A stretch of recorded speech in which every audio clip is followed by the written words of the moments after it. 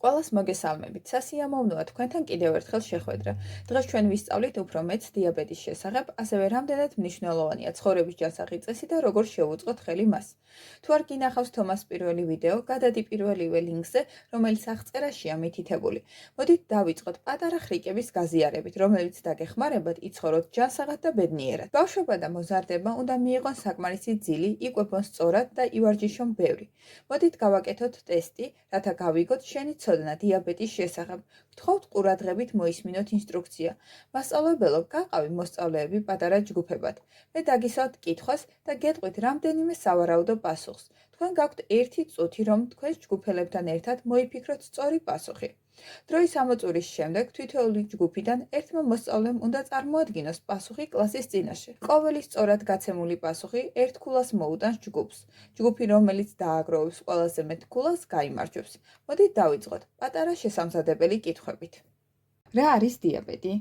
A. დიაბეტი არის გადამდები დაავადება. B. დიაბეტი არის ქრონიკული დაავადება, რომელიც არ არის გადამდები. გთხოვთ დააპაუზოთ ვიდეო. სწორი პასუხია B. დიაბეტი არის ქრონიკული დაავადება, რომელიც არ არის გადამდები და ახასიათებს სისხლში გლუკოზის მაღალი დონე. დიაბეტით დაავადებული ადამიანის პანკრეასი ვერ წარმოქმნის საკმარისი რაოდენობის ინსულინს, ან ინსულინის მოქმედება არ არის ეფექტური. რატომ არის ინსულინი ასეთი მნიშვნელოვანი? A. ინსულინი უზრუნველყოფს საკვებიდან მიღებული გლუკოზის დაშლას. B. ინსულინის საკვებიდან მიღებულ გლუკოზას ენერგიად გარდაქმნის. G.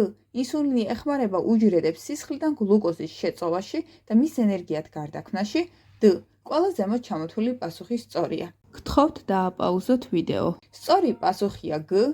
ინსულინი ეს არის ჰორმონი, რომელიც ხელს უწყობს საკვებიდან მიღებული გლუკოზის შეწოვას უჯრედებში და მის ენერგიად გარდაქმნას. არსებობს ორი ტიპის დიაბეტი. დიაბეტი ტიპი 1, რომელიც თომას აქვს. დიაბეტი ტიპი 1-ის დროს ორგანიზმი ვერ წარმოქმნის ინსულინს. ტიპი 2 დიაბეტის დროს ორგანიზმი აწარმოებს ინსულინს, მაგრამ უჯრედები ვერ იყენებენ მას. ინსულინის მიმართ უჯრედი რეზისტენტულია. ვის შეიძლება დაემართოს დიაბეტი? ტიპი 1 დიაბეტი მხოლოდ ბავშვებში ვლინდება, ტიპი 2 დიაბეტი მხოლოდ დასრულებში გვხვდება. B. ტიპი 2 დიაბეტი მხოლოდ ბავშვებში გვხვდება, ტიპი 1 დიაბეტი მხოლოდ დასრულებს შეიძლება ჰქონდეთ. G. როგორც დასრულებს, ისე ბავშვებს შეიძლება ჰქონდეთ ტიპი 1 ან ტიპი 2 დიაბეტი. გთხოვთ დააპაუზოთ ვიდეო. სწორი პასუხია G. როგორც დასრულებს, ისე ბავშვებს შეიძლება ჰქონდეთ ტიპი 1 ან ტიპი 2 დიაბეტი. დიაბეტი ტიპი 1 ძირითადად გვხვდება ბავშვებში და თინეიჯერებში, თუმცა შესაძლოა ნებისმიერ ადამიანში იჩინოს თავი. დიაბეტი ტიპი 2 უმეტესად გვხვდება დასრულებში, თუმცა ასევე შესაძლოა თავი იჩინოს ბავშვებსა და მოზარდებში. მოდით გავაგრძელოთ. რატომ არის ჯანმრთელობაზე ზრუნვა ასეთი მნიშვნელოვანი? A. დაავადების თავიდანაცილების მიზნით. B. ჯანმრთელი სხეულის შესანარჩუნებლად. G. ყოველდღიური ენერგიის უზრუნველყოფისთვის. D. ზემოთ ჩამოთვლილი ყველა პასუხი სწორია. გთხოვთ დააპაუზოთ ვიდეო. სწორი პასუხია D. ჯანმრთელობაზე ზრუნვა მნიშვნელოვანია, რათა თავიდან ავირიდოთ დაავადებები, შევინარჩუნოთ ჯანმრთელი სხეული და ვუზრუნველყოთ ორგანიზმის საკმარისი ენერგიით. ახლა კი მოდით ვისწავლოთ მეტი იმაზე, თუ როგორ ვიზრუნოთ ჩვენს ჯანმრთელობაზე. რამდენი წუთი უნდა ივარჯიშოს ბავშვმა და მოზარდმა დღის განმავლობაში? A. 15 წუთი, B. 30 წუთი, G. 45 წუთი, D. 60 წუთი. გთხოვთ დააპაუზოთ ვიდეო. სწორი პასუხია D. 60 წუთი. ჯანმრთელობის მსოფლიო ორგანიზაციის რეკომენდაციით ბავშვებმა და მოზარდებმა უნდა ივარჯიშონ მინიმუმ 1 საათი ყოველდღიურად. თომა, შეგიძლია მოგვიყვანო შენი მაგალითი, როგორ ვარჯიშობ? რა თქმა უნდა, ორშაბათიდან პარასკევამდე ველოსიპედით მივდივარ სახლიდან სკოლაში და სკოლიდან სახლში. ორივე გზას დაახლოებით 15 წუთს ვანდომებ. ორშაბათს, ოთხშაბათს და პარასკევს ვარჯიშობ სპორტდარბაზში და სამშაბათს და ხუთშაბათს ვცეკვავ ჰიპ-ჰოპ, მაგრამ შაბათ-კვირას არ ვარჯიშობ. თომა, შაბათ-კვირის განმავლობაში თამაშობ ეზოში მეგობრებთან ერთად ან ასეირნებ ძაღლს? შაბათ-კვირას ვთამაშობ ეზოში მეგობრებთან ერთად ან ვარსეინებ ძაღლს. თომა, ეს ნამდვილად არის ვარჯიში. ყველა ფიზიკური აქტივობა ითვლება ვარჯიშად. რადგან უკვე ვისწავლეთ, რამდენად მნიშვნელოვანია ყოველდღიური ვარჯიში, მოდით ახლა მივიღოთ მეტი ინფორმაცია ძილზე. როგორ ფიქრობთ, რამდენი საათი უნდა ეძინოს ბავშვს და მოზარდს ყოველ ღამე? A. 6-8 საათი, B. 8-10 საათი, G. 10-12 საათი, D. 12 საათზე მეტი. გთხოვთ დააპაუზოთ ვიდეო. სწორი პასუხია B. 8-10 საათი. ჯანმრთელობის მსოფლიო ორგანიზაციის რეკომენდაციით, ბავშვს და მოზარდს ყოველ ღამით საშუალოდ 8-დან 10 საათამდე უნდა ეძინოს. 7 ძილისთვის მნიშვნელოვანია ძილის წინ არ უყუროთ ტელევიზორს ან სხვა გაჯეტის ეკრანს. ძილის წინ შეგიძლიათ წაიკითხოთ წიგნი ან ითამაშოთ სამაგიდო თამაში. მოდით ახლა შევამოწმოთ ცოდნა ჯანსაღი კვების შესახებ.